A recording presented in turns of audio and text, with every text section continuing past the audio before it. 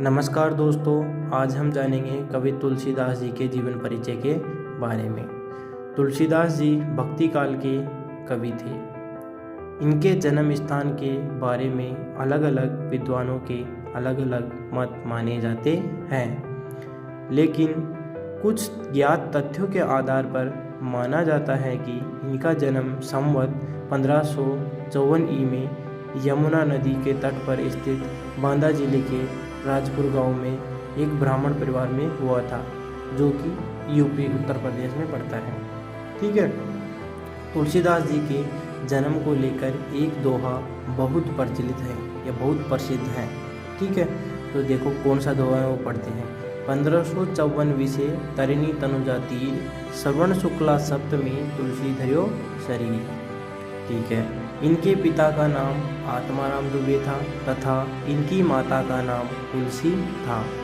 तुलसीदास जी के जन्म के कुछ समय बाद ही इनके सिर से माँ बाप का साया उठ गया और ये दर दर भटकते रहे। संयोग से इनकी मुलाकात एक महान विचारक और संत नरसिंहदास से हुई, जिन्होंने इनको अपने आश्रम में आश्रय दिया। तुलसीदास जी 15 वर्षों तक इनके संपर्क में रहे और वेद, उपनिषद तथा धार्मिक ग्रंथों का अध्ययन किया और यहीं पर इन्होंने राम कथा भी सुनी। इसके पश्चात ये अपने जन्म स्थान राजापुर चले गए और यहीं पर तुलसीदास जी का विवाह दीनबंधु पाठक की कन्या रत्नावली, गौर कीजिएगा, दीनबंधु पाठक की कन्या रत्नावली के साथ हो गया। तुलसीदास जी अपनी पत्नी से बहुत प्रेम करते थे। ऐसा कहा जाता है कि एक दिन तुलसीदास जी घर से कहीं बाहर घूमने गए थे, तो उसी समय इनकी पत्नी रत्नावली अपने भाई के साथ मायके चली गई। घर पहुंचने पर तुलसीदास जी को जब यह पता चला कि उनकी पत्नी मायके चली गई है, तो वे उल्टे पांव ससुराल पहुंच गए, जिसके कारण रत्नावली लज्जा और गुस्से से भर उठी और इन्हें फटकारते हुए कहा कि यदि इतना प्रेम ईश्वर से करते तो अब तक न जाने क्या हो जाते। पत्नी की ये तीखी बातें सुनकर तुरंत तुलसीदास जी वहाँ से लौट पड़े और घर छोड़कर काशी, अयोध्या, चित्रकूट आदि धार्मिक स्थलों में घूमते रहे और साधु की संगति करते रहे।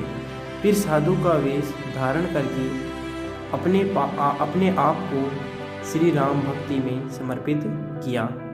कहा जाता है कि तुलसीदास जी को काशी में हनुमान जी के दर्शन हुए थे और तुलसीदास जी के कहने पर हनुमान जी ने चित्रकूट में तुलसीदास जी को श्री राम का दर्शन भी या श्री राम के दर्शन भी कराए थे। तुलसीदास जी चित्रकूट में श्री राम के दर्शन करने के बाद अयोध्या आए और यहीं पर इन्होंने संवत 1631 ईस्वी में रामचरितमानस की रचना प्रारंभ की और 2 वर्ष 7 माह 26 दिन, गौर कीजिएगा, 2 वर्ष 7 माह और 26 दिन में संवत 1633 में रामचरितमानस को पूरा कर दिया। तुलसीदास जी ने रामचरितमानस के द्वारा जीवन की अनेक समस्याओं का समाधान किया, इसलिए यह एक धार्मिक ग्रंथ होने के साथ साथ पारिवारिक, सामाजिक, नीति संबंधी व्यवस्थाओं का पोषक ग्रंथ भी माना जाता है। तुलसीदास जी अपने अंतिम समय में काशी में गंगा नदी के किनारे 80 घाट पर आकर रहने लगे और वहीं पर इनका देहांत संवत 1680 में हुआ। तुलसीदास जी के मृत्यु को लेकर एक दोहा बहुत प्रचलित माना जाता है। गौर कीजिएगा वो कौन सा दोहा है जो इनकी मृत्यु को लेकर बहुत प्रसिद्ध माना जाता है। तो देखिएगा कौन सा दोहा हम सुनाते हैं। संवत 1680 गंग के तीर, संवत 1680 गंग के तीर, श्रवण शुक्ला सप्तमी तुलसी तज्यो शरीर, श्रवण शुक्ला सप्तमी तुलसी तज्यो शरीर।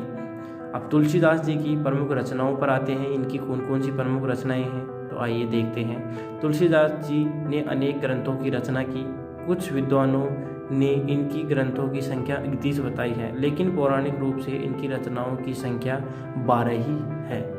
तो हम एक एक करके इनका नाम पढ़ते हैं, ठीक है। कौन कौन सी हैं नाम बताते हैं।